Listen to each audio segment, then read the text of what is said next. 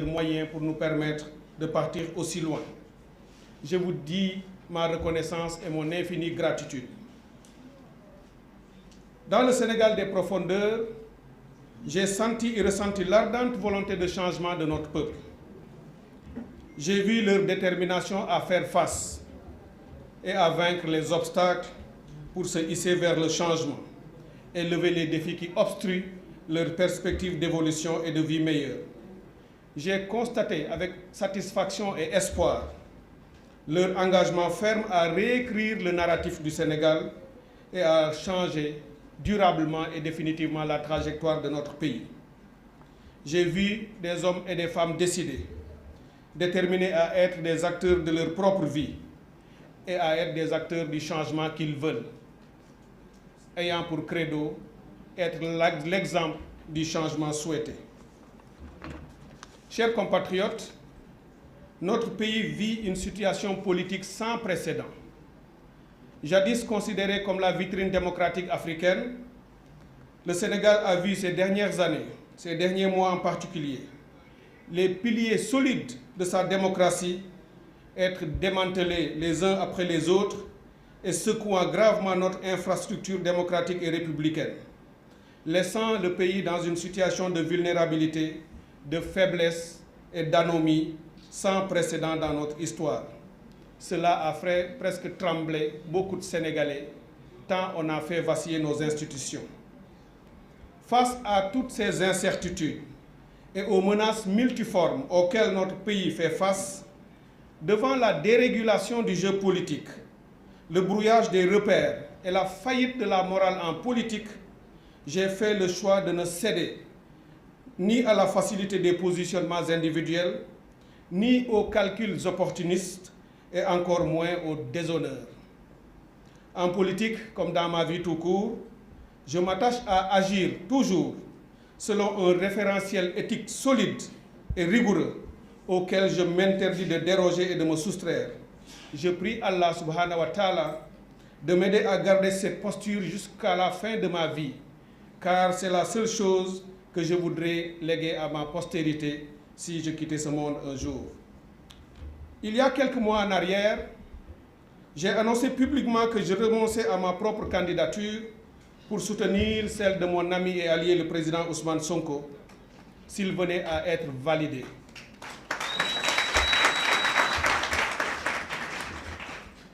Mais face à un pouvoir qui était prêt à tout pour empêcher cette candidature, par tous les moyens, y compris les plus immoraux et les plus illégaux possibles, nous avons fait preuve, lui et moi, et tous ceux qui sont avec nous, d'une très grande ingéniosité et d'une intelligence stratégique et politique qui nous a amenés aujourd'hui là où nous sommes.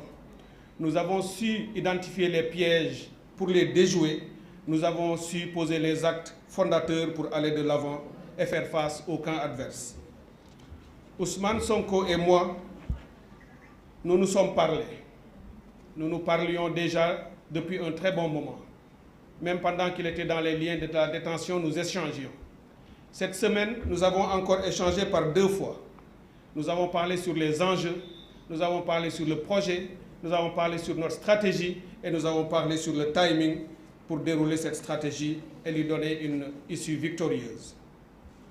Nos tête-à-tête ont été sincères, comme toujours, ont été justes, comme toujours, et n'ont eu que pour le Sénégal comme motivation et ayant en balise l'intérêt général et le drapeau de notre pays. Avoir plusieurs candidats à l'élection présidentielle issus de notre pôle était porter et promouvoir ce projet que nous avons en partage tout au long de la campagne était aussi une ligne de défense, notre principale ligne de défense, pour nous assurer que celui qui incarnait le projet et qui, au moment où il était choisi, était dans les liens de la détention et donc vulnérable, qu'il pourrait un jour continuer et porter le projet jusqu'à sa fin. Pour nous, porter ce projet et le promouvoir pour une victoire le 24 mars 2024, c'est aujourd'hui un impératif qui mérite tous les sacrifices et nous sommes déjà nombreux à en avoir consenti beaucoup. Ousmane Sonko a fait sa part de sacrifice. Bassirou Diomaye Faye a aussi fait le sien. de nombreux Sénégalais et de nombreux Sénégalais ont été arrêtés injustement, emprisonnés illégalement, tenus dans les liens de la détention dans des conditions difficiles. De nombreux autres de nos concitoyens ont été blessés. Beaucoup ont laissé leur vie dans ce combat que nous menons depuis quelques années. C'est le lieu pour moi de m'incliner devant leur mémoire, de saluer leur lutte et de prier Dieu qu'il les accueille dans son paradis. Je crois en ce projet. J'y ai travaillé depuis de nombreuses années. En 2019 déjà, nous étions parmi les concepteurs de ce projet et ceux qui l'ont écrit dans le cadre de la coalition Sonko Président. Depuis lors, lui et moi et tous les autres avons continué à y travailler parce que nous y croyons, puisque ce projet est aussi le nôtre, parce que autant nous avons travaillé dans le projet de Sonko Président, autant des années auparavant, Ousmane Sonko était aussi avec nous lorsque nous écrivions les documents de la plateforme politique Avenir Sénégal bi ñu bëgg, et ça c'était déjà depuis 2015. Nos destins sont donc liés, je crois que tous les Sénégalais le savent, pour le bien de notre pays, Inch'Allah. Ce projet est sans doute le meilleur des projets. J'ai lu et j'ai compris, j'ai vu et j'ai analysé et exploité l'ensemble des projets qui sont soumis par les autres candidats à l'élection présidentielle. Je crois pouvoir dire qu'aucun n'égale ce projet patriotique que nous portons et que nous espérons porter au pouvoir au soir du 24 mars 2024. Ce projet postule le souverainisme assumé. Il postule la refondation de nos institutions, mais la refondation rigoureuse. Ce projet postule un patriotisme également assumé et ce projet accepte ou promeut un panafricanisme intégrateur. Ce sont les 4 grands piliers que vous y retrouverez. Ils sont exploités ou éclatés à travers différentes autres postures ou composantes du projet. Il est ambitieux pour notre pays. Il est adapté à notre économie politique. Il est adapté ou conforme aux aspirations du peuple sénégalais, des villes comme des villages, des Sénégalais de l'intérieur comme de la diaspora. Un tel projet ne saurait être bâti autour d'une personne. Il doit être l'œuvre d'une équipe, de sa conception à sa réalisation. Et c'est pour cette raison que nous nous sommes tous regroupés autour du projet, pour le porter et le promouvoir en effaçant nos intérêts personnels et nos individualités.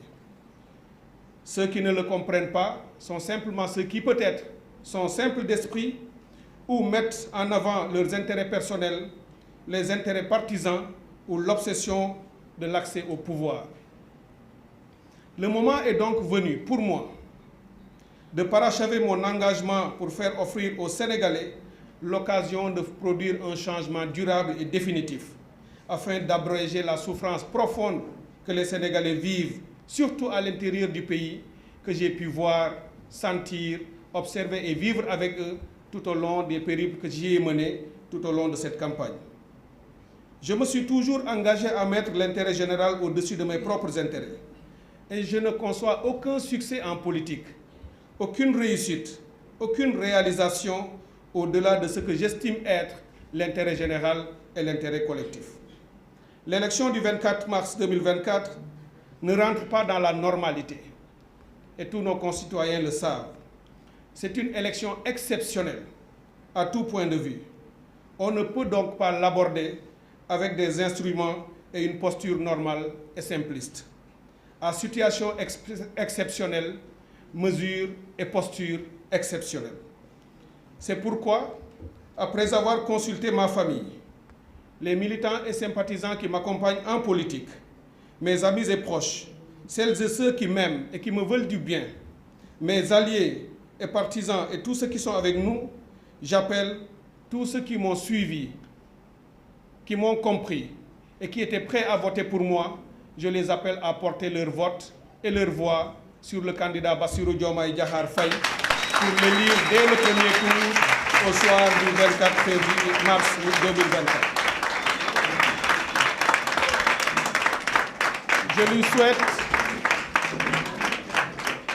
Je lui souhaite une excellente victoire. Je lui souhaite une victoire sans appel, sans bavure, sans contestation possible au soir du 24 mars 2024. En conséquence de quoi, Je retire donc ma candidature à l'élection afin d'éviter tout éclatement et éparpillement des voix autour de notre projet et qu'on se regroupe et qu'on se concentre pour faire triompher notre projet dès le premier tour, Inch'Allah.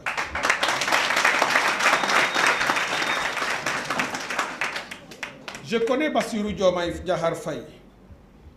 Je le sais juste, je le sais intègre, je le sais intelligent et je le sais rigoureux. Bassirou est un homme respectueux que j'ai appris à connaître. J'ai travaillé avec lui autour de ce projet depuis 2019 et autour de toutes les autres initiatives que nous avons partagées. C'est un garçon extrêmement brillant, il est rigoureux, il est sincère, il est honnête et c'est ce qu'on attend d'un chef.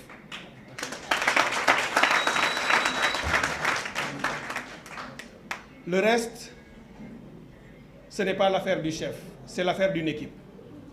Le chef, on a besoin qu'il ait les attributs dont je viens de parler. Mais tout le reste, c'est l'affaire d'une équipe. Et nous avons une équipe. Nous avons une équipe de 18 millions de Sénégalais, puisque nous entendons faire de ces 18 millions de Sénégalais des acteurs de leur propre développement, des protagonistes du changement, des protagonistes et constructeurs du Sénégal que nous voulons et que nous voulons amorcer dès le 24 mars 2024, Inch'Allah, avec l'aide de Dieu. Mais ce projet, c'est aussi les centaines et les centaines de Sénégalais de l'intérieur et de la diaspora, des hommes et femmes compétents, intègres et patriotes, qui excellent dans leur domaine et qui déjà travaillent pour et autour de ce projet et qui seront mobilisés pour être les principaux constructeurs du développement de notre pays et qui viendront se regrouper autour de l'équipe gouvernante, autour du président Bassirou Diomaye Diakhar Faye, autour de tous les alliés qui travailleront à la réussite de ce projet. Je finis donc en remerciant l'équipe qui m'a accompagné sur le terrain partout où je suis allé. L'équipe d'Avenir Sénégal, je vous prie, s'il vous plaît, de les féliciter et de les encourager. Je remercie le peuple sénégalais pour le respect et la bienveillance avec lesquels il me tient. Je ne mesurais pas l'étendue de cet amour que beaucoup de nos compatriotes portent pour moi. J'ai été très touché, partout où on est allé, de les voir et entendre ces hommes et ces femmes qui arrivaient. Peut-être par la magie des réseaux sociaux, par la magie des journalistes que vous êtes, par le partage de la diffusion de l'information.